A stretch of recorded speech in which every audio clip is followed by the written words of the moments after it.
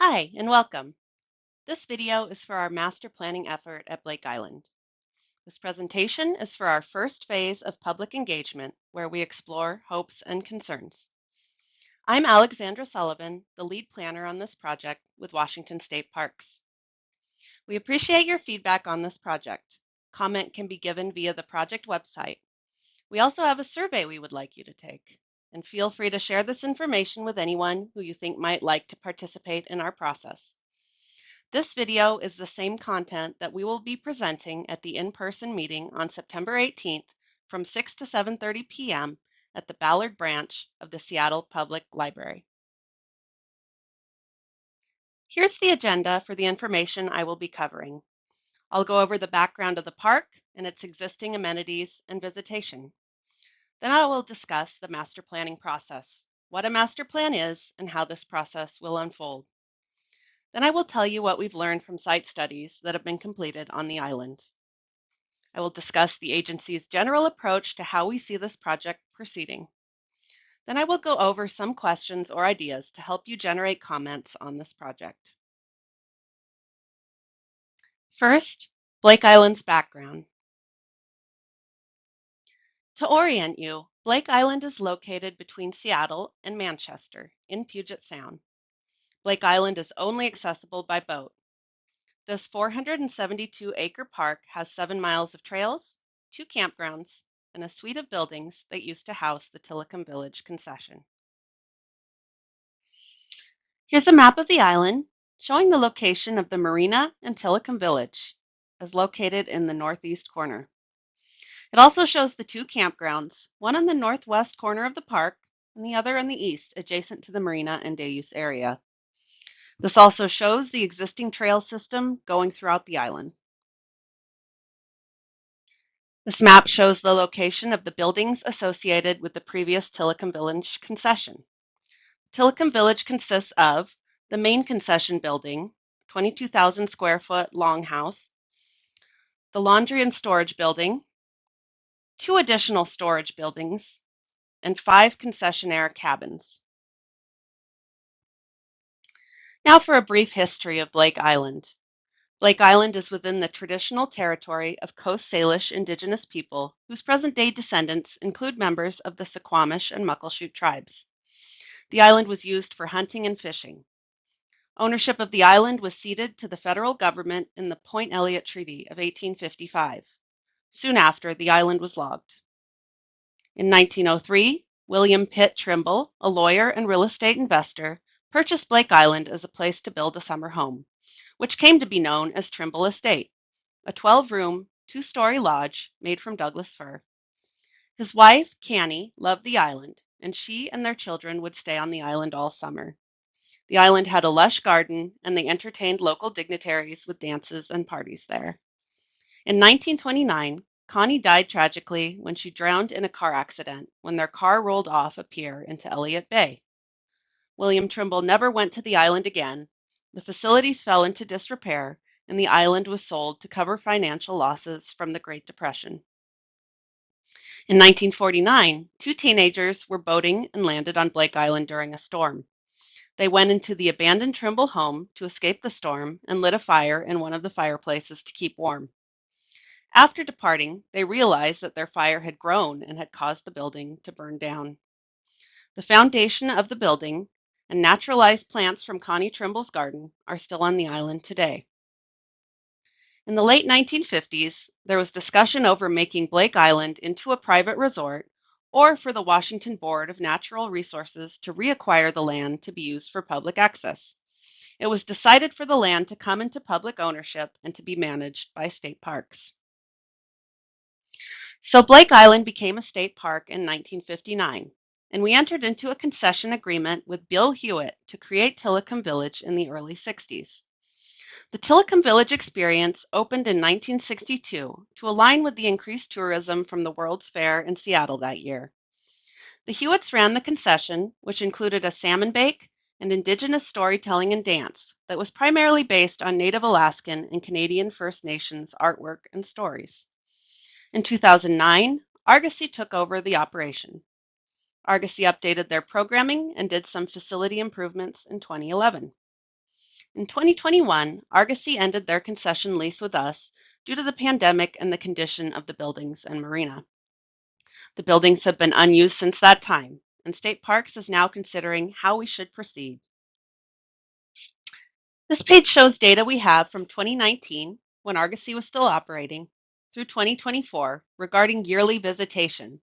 As you can see, day use visitation has dropped drastically from when the Tillicum Village concession was active, from almost 80,000 to only 30,000 day use visitors per year.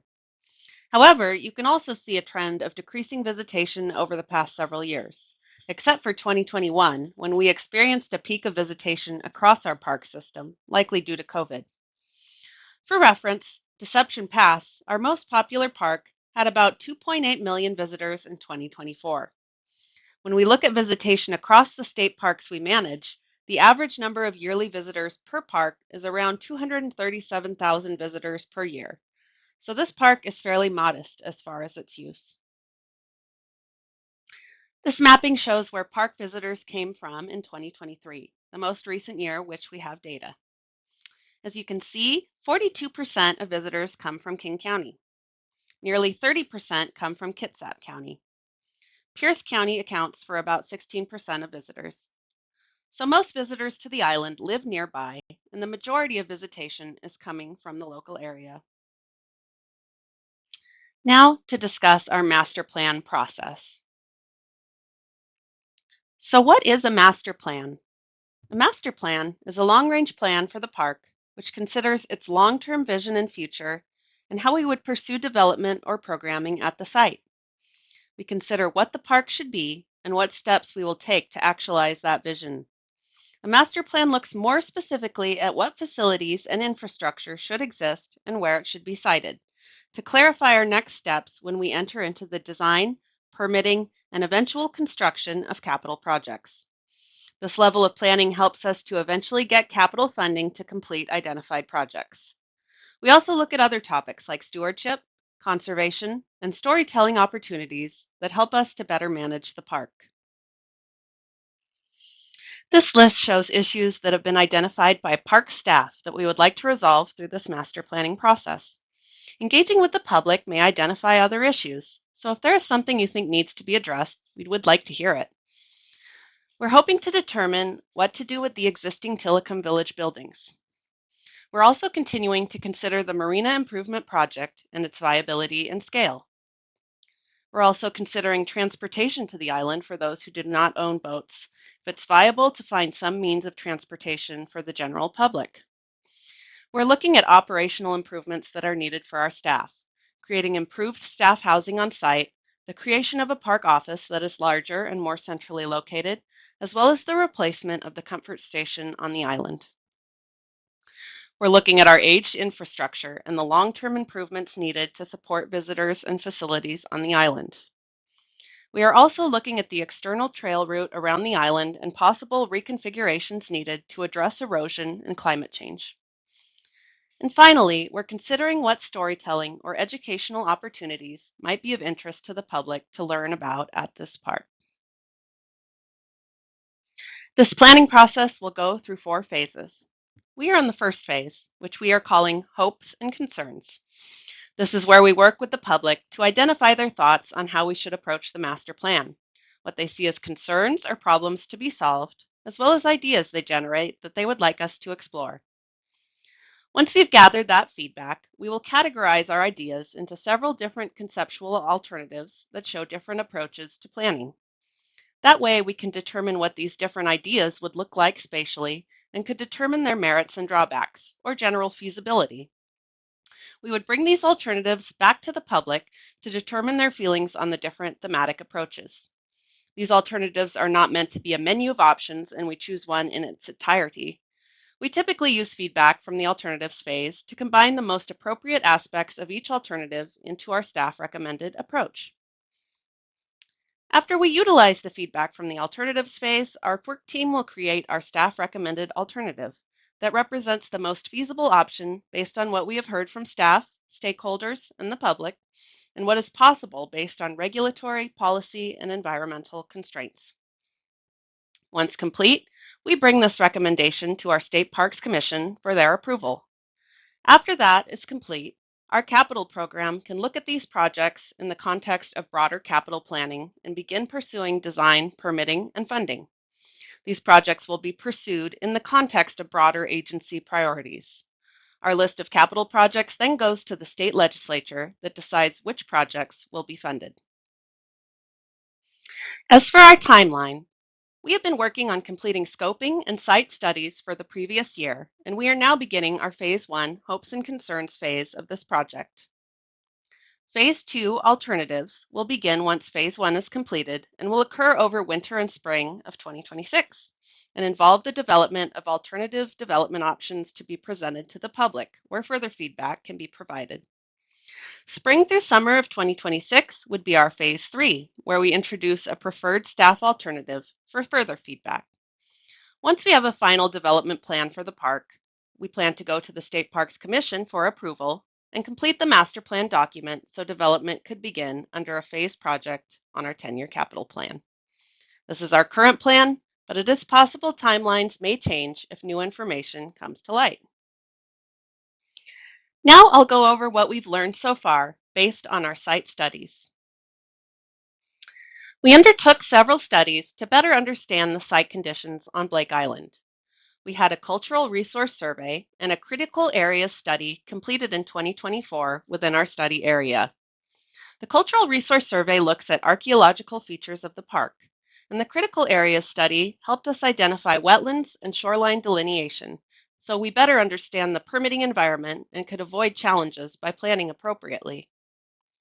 Our facility scoping team was able to complete work to assess the existing buildings and utilities and come up with some cost estimates on what different development options would look like at Blake Island, which we have worked this spring and summer to complete.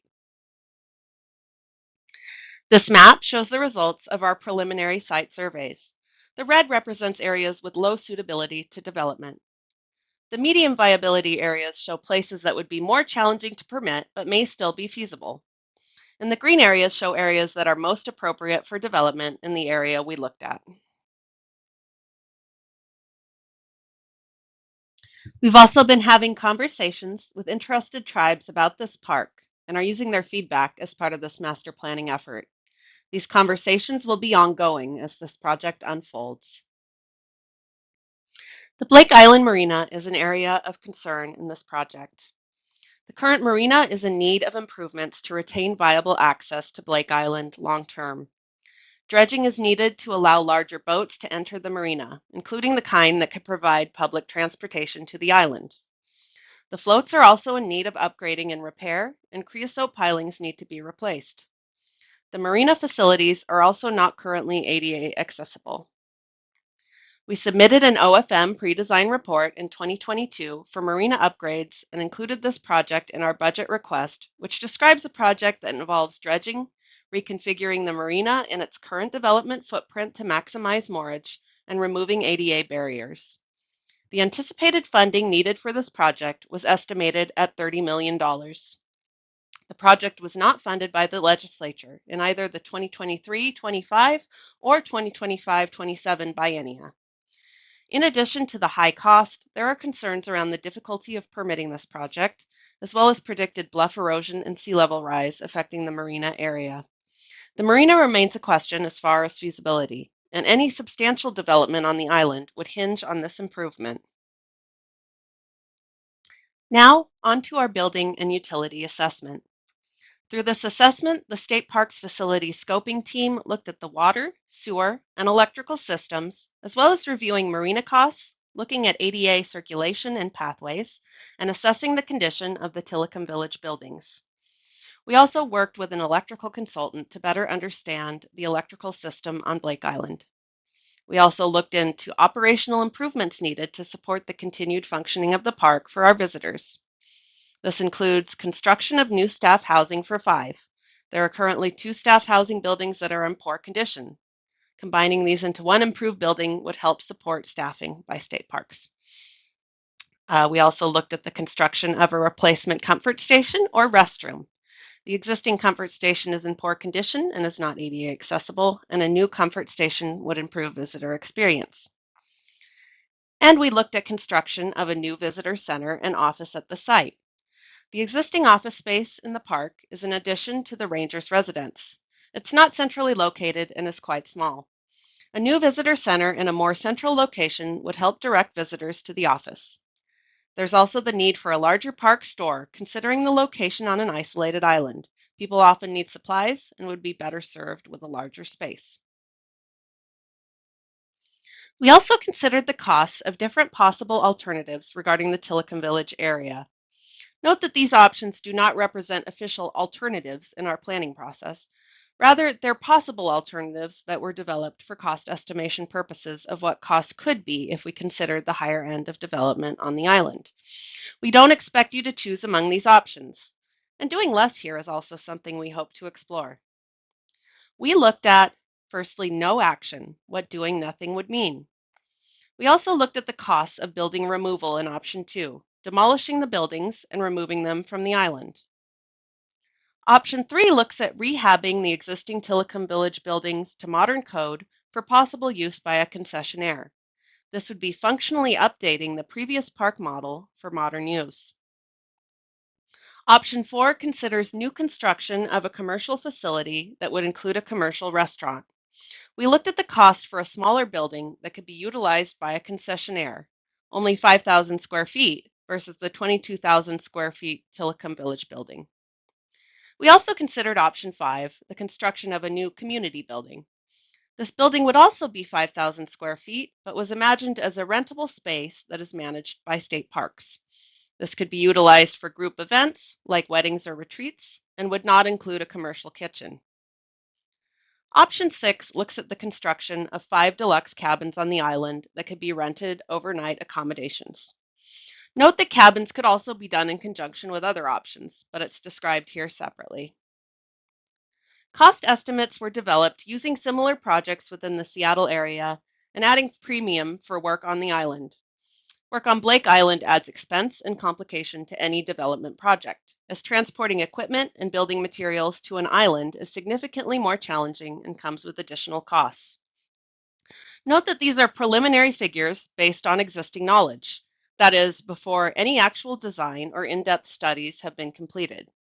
We may learn more in the pursuit of development that will make these costs higher or lower than they are shown, but these are our current best understanding of likely costs. These figures are based on today's numbers, so they could change due to inflation if projects are actually constructed several years into the future. This slide goes over the likely costs of improvements to basic services. Firstly, we include the Marina project. We looked at the estimates provided by the pre-design report based on existing information available. Having a viable marina is fundamental to significant development on the island, including the possibility of a public transportation option. This project also includes a barge launch that would help facilitate the transportation of equipment and supplies to the island and would make construction on the island easier to complete. As I mentioned, the cost of the marina is estimated to be in the $30 million range, between 28 and 34 million. We also looked at paths of travel from the marina to locations on the island, specifically creating ADA accessible pathways to Tillicum Village, the restroom, and the campground. This could cost between approximately $5 and $12 million. Our water system is also in need of a replacement. There are also concerns around our well water capacity and saltwater intrusion that could be resolved through capital improvements. Improvements needed to the water system would likely be between $2.2 and $5 million. Our sewage system is currently overdeveloped for existing use, so our sewage needs will depend largely on what we decide to do.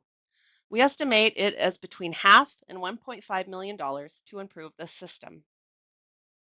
Our electrical consultant reviewed power infrastructure on the island, and it looks like improvements to secondary power would be between 4.2 and 9.8 million. What this would involve would depend on what we develop on the island. Needed improvements to basic utilities and services to the island therefore total between $40 and $62.3 million. So this slide shows the total costs for basic site improvements as we just described, plus the development needed for operational facilities, which we consider needed improvements regardless of which development option is chosen. These improvements would be needed to support functional park operations, As mentioned before, staff housing, a new welcome center, and a new comfort station or restroom. Our utilities and basic services, as I said, are between $40.3 and $62.3 million. Park operations facilities are estimated to be between $2.6 and $6 million. And this slide shows the costs of the different development options we looked into.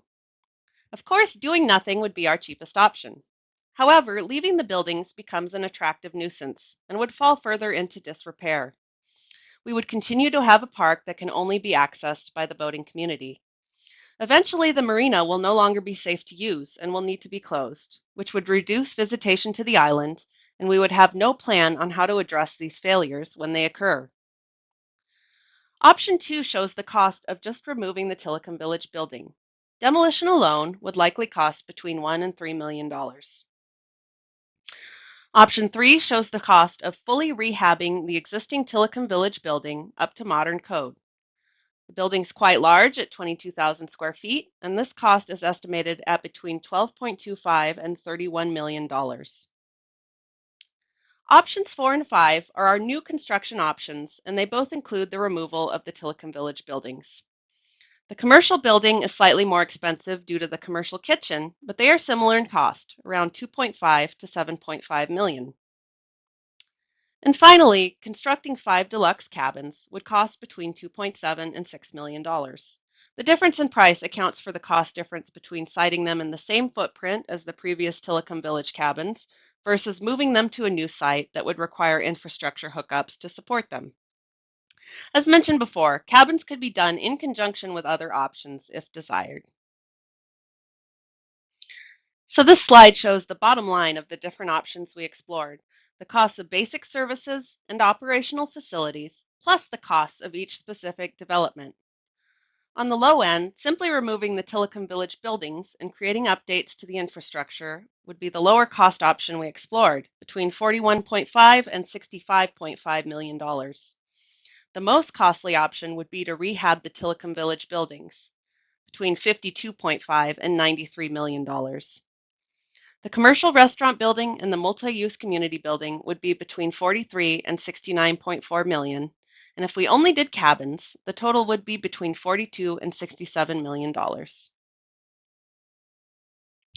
Now to touch on some agency considerations for this project. So, as we've uncovered from the site studies and cost estimates, it will be a costly project to do really any large-scale development on Blake Island. As you may know, the state is experiencing a reduction in budget, and State Parks is no exception. For reference, in the 2025-27 biennium, State Parks received only around $45 million in total for all capital projects across the state. We're expecting reduced budgets for at least the next several years. Knowing that, we have determined as an agency that there are certain ideas that we would not consider viable on Blake Island and want to make the public aware of that reality. Firstly, we would like the outcome of this master plan to be realistic and actionable. It's unlikely to be feasible to spend double our entire capital budget on one park with relatively low visitation. So an openness to exploring what doing less might look like will be important in this process. If we're unrealistic about the content of our master plan, then it's unlikely that this plan will lead to any meaningful action as far as funding and construction. We do not feel it's appropriate to consider any alternatives that expand the development footprint from what existed during Tillicum Village's active years.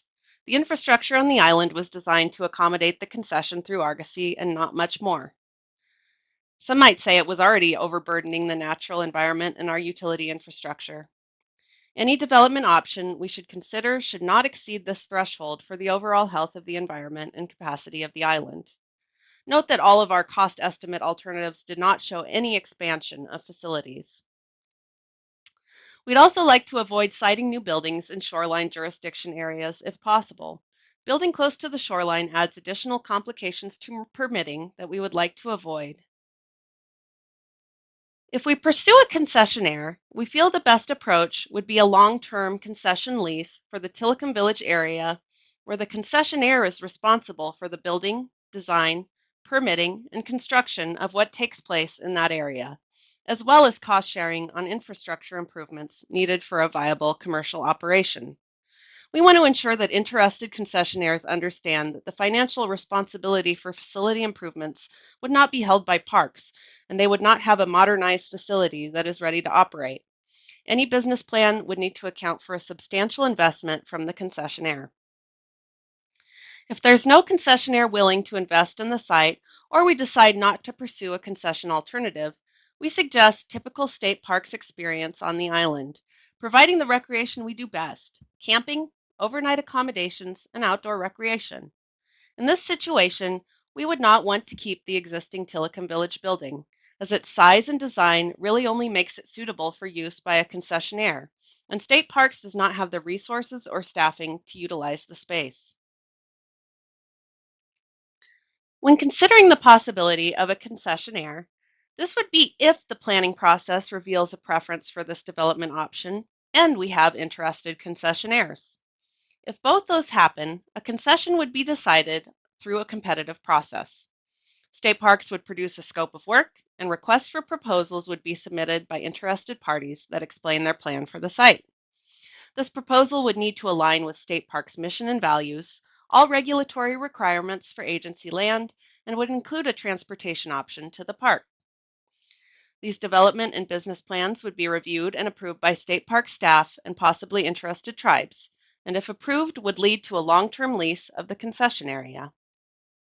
Development by concessionaire would be on a timeline that is interdependent with State Parks funding for basic improvements to utilities and services. Now to go over what we want to hear from you.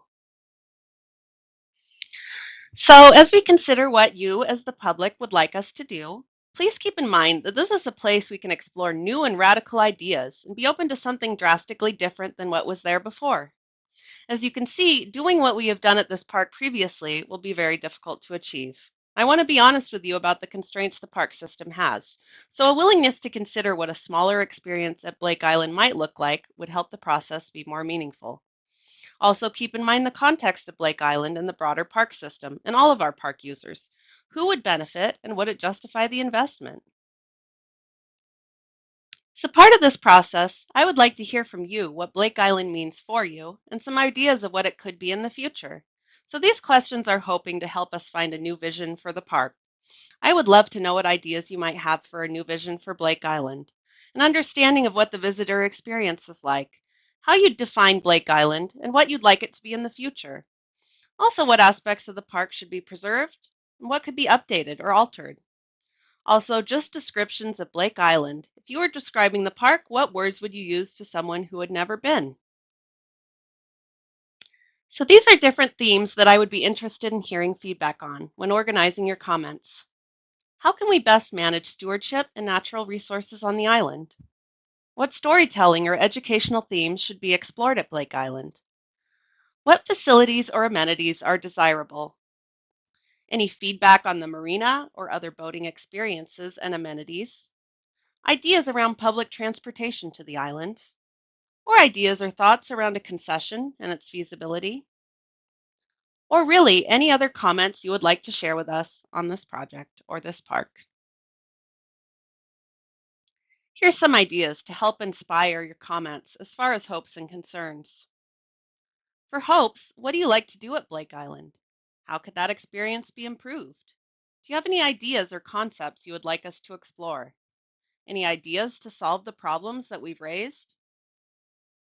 Also, what are your concerns? Are there any additional issues at the island that you think need to be solved in this planning effort? Is there something we could do to improve the visitor experience?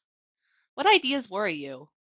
With what you've learned, are there any ideas that don't seem practical, don't make sense, or don't seem worth the cost? That concludes the presentation for Phase 1, Hopes and Concerns. We look forward to reading your feedback. Our next steps will be to utilize the feedback we have received from Phase 1 to create alternatives. These alternatives will be shared with you at our next phase of public outreach, which will involve both online and in-person participation options. We appreciate you taking your time to hear about this project. Please visit the project website, provide us with written comment, complete the survey, or come to our in-person meeting. Your participation is appreciated.